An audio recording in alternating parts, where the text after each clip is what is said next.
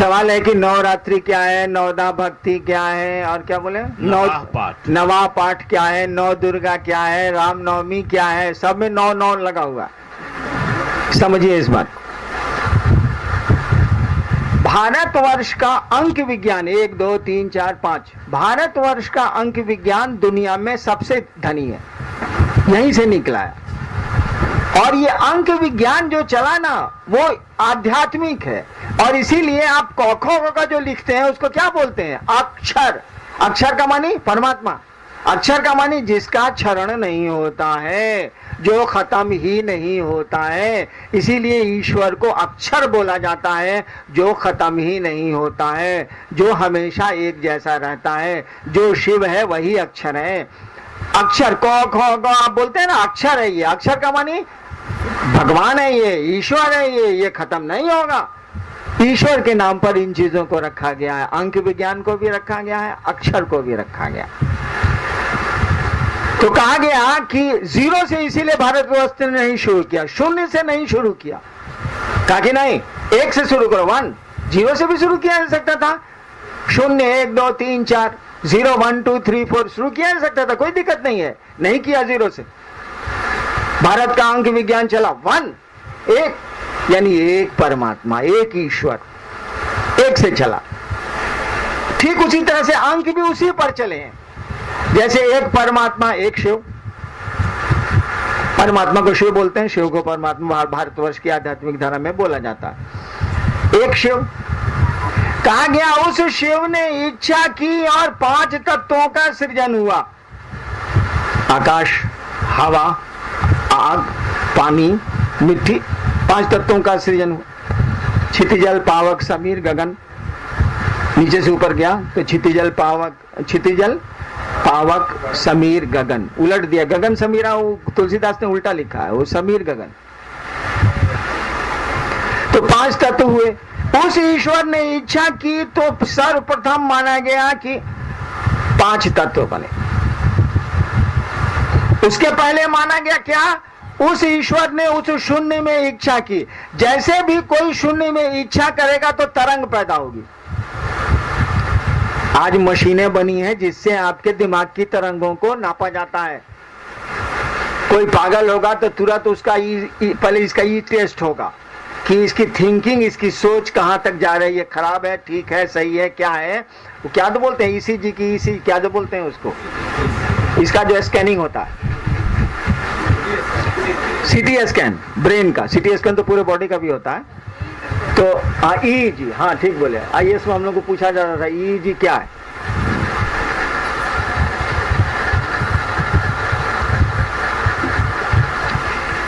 तो उस ईश्वर ने जैसे उस शून्य था, पूरा शून्य है, कहीं कोई तरंग नहीं है, कहीं कोई हलचल नहीं है, महाशून्य कहा गया, महाशून्य। उसमें उसने इच्छा की, सृष्टि की, जिसको सृष्टा बोलते हैं, सृष्टि की इच्छा बोलते हैं। उसने जैसे इच्छा की तो एक तरंग पैदा होगी। ये भैया आप चुपचाप बैठे हैं, कुछ सोचिएगा तो दिमाग में एक तरंग नहीं पैदा होगी। मशीन आजकल नाप रही है उसको। कहा गया कि उसने कुछ सोचा तो कोई तरंग पैदा हुई। क्या सोचा, सृष्टि के बनाने को सोचा, और यह भी सोचा कि बनेगी तो रहेगी फिर टूटेगी, कोई चीज बनेगी तो कुछ दिन रहेगी फिर टूटेगी। यानी तीनों चीज को एक साथ सोचा होगा उसने। सृष्टि की इच्छा की तो उत्पत्ति, स्थिति, लय, तीनों के बारे में सोचा होगा उसने। जैसे सोचा तीनों की तरंगे आसमान में पैदा हुई, शून्य में पैदा हुई। जैसे तरंगे पैदा होंगी तो कोई आवाज होगी ही होगी, भले कान नहीं सुने। अरे भाई मशीनवा सुनता है कि नहीं सुनता है आज का? तो भाई आप सोचते हैं मशीनवा साउंडे न सुनता है, और कौन चीज सुनता है? हार्ट बीट का मशीन साउंडे न सुनता है। आपकी थिंकिंग का जो वेव्स बनता है, साउंडे वेव्स न पकड़ता है, इलेक्ट्रिक वेव साउंड पकड़ता है वो। कहा गया उसने सोचा, सृष्टि की इच्छा की। सृष्टि की इच्छा में 2 इच्छा और थी, रहने की और टूटने की। सामान्य बात है, कोई चीज बनेगी तो रहेगी और टूटेगी। जैसे उसने सृष्टि की इच्छा की तो शून्य में कुछ हलचल हुई, कोई तरंग बनी, और जब कोई तरंग बना, कोई वेव्स बना, तो एक साउंड हुआ। कहा कि साउंड कैसा था भाई, ये आवाज कैसी थी भाई? तो कहा कि ये आवाज थी ओ जैसी। कहा गया ये ओम में क्या क्या था? ओ में सृष्टि की इच्छा थी, उत्पत्ति का कारण था। ऊ में सृष्टि की स्थिति का कारण था। और म में सृष्टि के संहार का कारण था। ओ ऊ म ओम के 3 अक्षर हैं। कहा कि अ जो था, वो जो साउंड निकला ओम, उसमें अ जो था सृष्टि की इच्छा का कारण था। ऊ जो था सृष्टि की स्थिति का कारण था। और म जो था वह सृष्टि के संहार का कारण था। हो गया ओम। और जैसे ये ध्वनि निकली तो 5 तत्वों का निर्माण हुआ। 5 तत्वों का जब निर्माण हुआ तो उसकी मना स्थिति में 3 गुण आए, 3 बंधनों से उसको बांधा।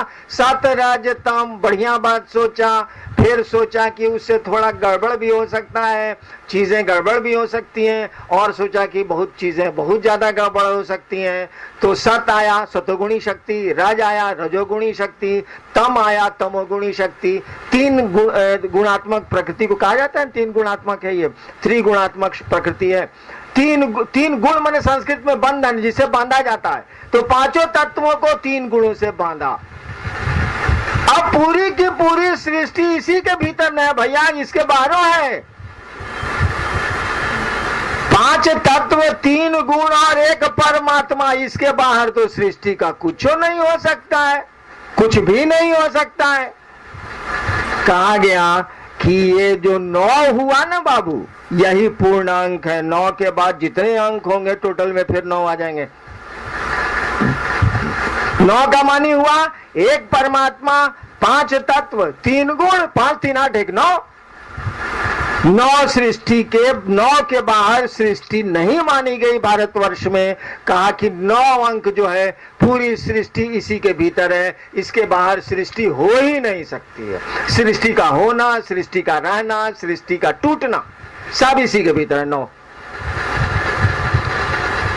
और ये जो 5 तत्व निर्मित हुए, उसने जो सोचा और 5 तत्व निर्मित हुए, 5 तत्वों को बांधने के लिए 3 गुणों का की जो उत्पत्ति हुई, इसमें कितनी ताकत थी भाई जी, बड़ी शक्ति थी। तभी ना पूरी की पूरी सृष्टि बन गई, उत्पन्न हो गई, रह रही है, टूट भी रही है, पल प्रतिपल ये काम चल भी रहा है। कहा कि बड़ी शक्ति है उसकी इच्छा में, उसने सोचा और ये सब कुछ हो रहा है। कहा उसकी सोच, उसकी इच्छा ही न शक्ति। पूरी की पूरी सृष्टि बनाए उसने मात्र सोच के। कहा कि जो बना ना बाबू, इसमें पावर था कि नहीं था?